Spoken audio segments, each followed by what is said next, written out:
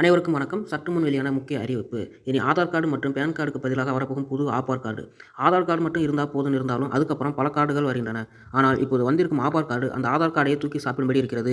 இந்த கார்டு பெற்றோர்களுக்கு முக்கியமாக இருக்கிறது. ஏனென்றால் அவர்களின் ஒப்புதல் மூலம் குழந்தைகளுக்கு வழங்கப்படுகிறது. இந்த ஆபார் கார்டு எதற்காக அவசியமாக இருக்கிறது, இந்த ஆபார் கார்டு மூலம் என்னென்ன மாற இருக்கிறது உள்ளிட்ட முழு விவரங்களையும் இப்போது தெரிந்து கொள்ளலாம்.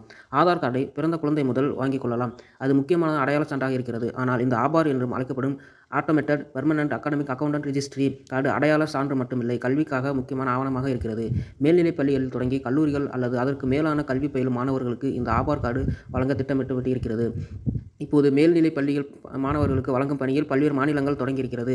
ஆதார் கார்டு போலவே 12 நம்பர்களை கொண்ட கார்டாக இந்த ஆபார் வழங்கப்படுகிறது.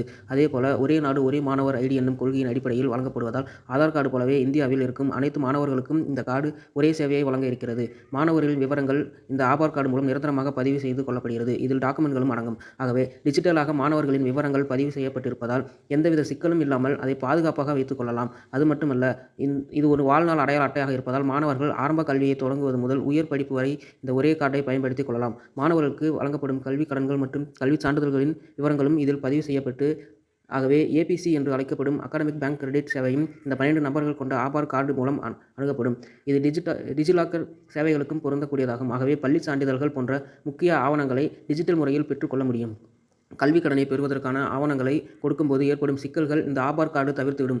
அதேபோல ஒரு கல்வி நிறுவனத்தில் இருந்து மற்றொரு நிறுவனத்திற்கு மாறும்போது இதை பயன்படுத்திக் கொள்ளலாம். பிசிக்கல் சான்றிதழ்களை எடுத்து செல்வதையும் இது குறைக்கக்கூடியது.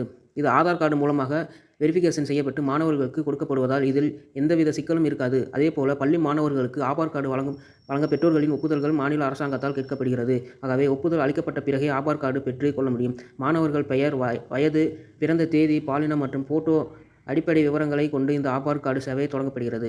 ஆதார் அடிப்படையில் வெரிஃபிகேஷன் செய்யப்படும் சிறார்களாக மாணவர்கள் இருப்பதால் பெற்றோர்களின் ஒப்புதல் தேவைப்படுகிறது.